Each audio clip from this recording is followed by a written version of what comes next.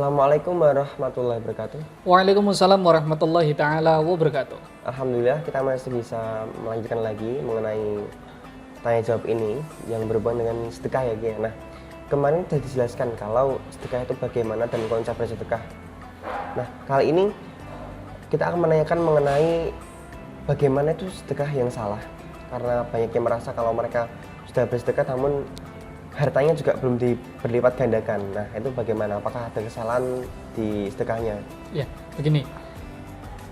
Kalau untuk seseorang yang sudah mempunyai pasangan, sudah mempunyai istri, itu keuangan memang harus diketahui sama istrinya. Jadi sesuatu pengeluaran yang dikeluarkan itu istrinya harus tahu. Bagaimana caranya kita bisa mengaturnya agar istri bisa nyaman dan juga kita juga bisa nyaman untuk sedekah. Meskipun ini kedengarannya cukup aneh, cukup menipu, namun hal ini perlu dipraktekkan. Mengapa saya mengatakan hal ini? Yang pertama, rumus di dunia ini bahwasanya wanita itu dunia. Jadi wanita itu memang membutuhkan sesuatu hal yang mewah, melimpah, itu wajar. Jadi ketika saudaraku mempunyai gaji contohnya 6 juta, jangan memberitahukan sama pasangannya kalau gajinya itu 6 juta. Loh, Kang, jenengan kok ngajari berbohong begini. Kalau saudaraku jujur gajinya 6 juta, kemudian saudaraku berikan sama istrinya katakanlah 3 juta, berarti kan masih 3 juta. Lah, 3 juta ini nanti 1 jutanya mau diberikan sama orang tuanya. Lah, ketika istrinya ini masih ngedumel, gancuk, mboknya kok di WI, lah mbokku kok ora. Lah, dari ngedumelinya ini biasanya memunculkan doa-doa yang buruk. Makanya ketika diri kita mempunyai gaji kira-kira 6 juta, kemudian kita ingin memberikannya sama istri sebanyak 3 juta, kita bilangnya begini, alhamdulillah diberikan rezeki sama Allah 4 juta beserta bonusnya. Lah, bonusnya ini jangan dikatakan, cara manteknya gitu ya. Karena ketika saudaraku ini jujur, maka dalam hati istrinya ini pasti ngedumel. Lah, ngedumelnya ini yang menjadikan rumah tangga ini akan bermasalah. Dan ketika rumah tangga bermasalah, otomatis rezekinya juga bermasalah. Baik, jadi konsep ini apakah memang dibenarkan oleh agama atau hanya akalan agar seorang suami ini bisa tenang begitu? Bagaimana? Bukan. Untuk masalah ini saya diajarkan oleh guru-guru saya, para minasolihin. Kemarin pas waktu saya sowan sama salah satu habaib, kan gini, Bib, ana ini punya gaji, Bib. Berapa gaji ente?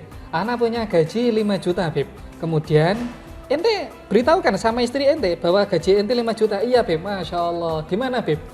Gini, yang dikhawatirkan nanti kalau gaji ente 5 juta ini nanti tidak bisa diberikan sesuai keinginan istrinya, nanti istri ente marah. Lah, ini bagian dari ijtihad dari para ulama. Tujuannya agar ketika diri kita sedekah, kita itu tidak awel. Awel itu tidak eman. Eman itu apa ya bahasa Indonesianya ya? Ya pokoknya tidak eman. Semacam itu tujuannya agar diri kita ketika bersedekah tidak iman. Dan hal ini memang ijtihad dari para minasolihin. Dan sejak zaman dahulu memang sudah dijalankan. Sejak zamannya ulama-ulama di masa keemasan, hal-hal macam ini sudah dijalankan. Nah, baik, ketika kita sudah mencukupi kebutuhan istri, kemudian bersedekah. Nah, bersedekah ini yang memang dibenarkan oleh syariat itu yang bersedekah yang bagaimana? Apakah memberikan yang dekat atau yang memang yatim piatu atau yang duafa dahulu itu yang diutamakan yang mana? Ya, yang paling diutamakan yaitu saudara yang ada di sekitar kita. Karena terkadang diri kita itu melupakan akan saudara kandung, Pak D-nya, Budenya yang mohon maaf sebenarnya membutuhkan. Namun diri kita karena malu, karena sering ditanya sama temannya, ente enggak pernah sedekah ya? Lah, bersedekah karena malu itu loh yang menjadikan rezekinya tidak bisa bertambah. Meskipun tujuan sedekah bukan karena untuk rezekinya bertambah, karena ketika diri kita bersedekah tujuannya agar rezekinya bertambah, itu sama halnya dagang sama Gusti Allah. Lah, Anda ini siapa kok berani dagang sama Gusti Allah? Memang tujuannya agar saudara kita yang lainnya itu merasakan manfaat dari uang tersebut.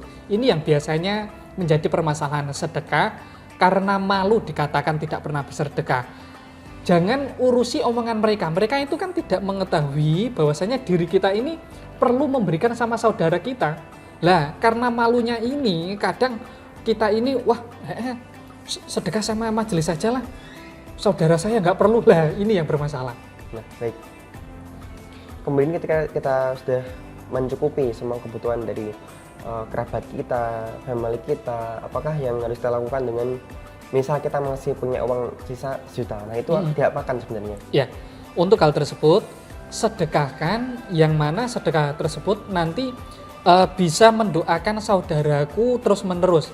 Istilahnya sodakoh jariah. Sodakoh jariah ini bisa digunakan untuk contohnya sodakoh untuk wakaf tanah masjid, sodakoh Al-Quran untuk para penghafal Al-Quran. Jadi ketika mereka masih membaca ayat-ayat Al-Quran, pahalanya ini masih tetap mengalir, pahala doanya ini masih tetap berjalan.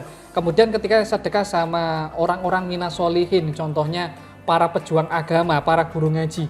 Nah, guru ngaji ini kan biasanya terfokus sama masalah murid-muridnya saja, hingga mereka lupa ini caranya bekerja itu bagaimana. Mereka malah tidak mempunyai keterampilan mengenai hal tersebut. Nah, kita bantu dengan mempromosikan produknya ataupun mempromosikan barang yang dijual ataupun dengan memberikan modal sama guru-guru semacam itu. Karena orang-orang tersebut merupakan orang yang berjuang di agamanya Allah. Nanti ketika diri kita menolong orang yang berjuang di agamanya Allah, insya Allah di suatu hari ataupun kapanpun kita membutuhkan, Allah akan memberikan pertolongannya. Baik, terima kasih. Kalau begitu sudah jelas mengenai bagaimana kita harus memiliki uang kita yang kita miliki. Nah, maka dari itu semoga bermanfaat bagi kita semua ya. Terima kasih dari Sabrang Alam dan saya. Sekian. Wassalamualaikum warahmatullahi wabarakatuh. Waalaikumsalam warahmatullahi taala wabarakatuh.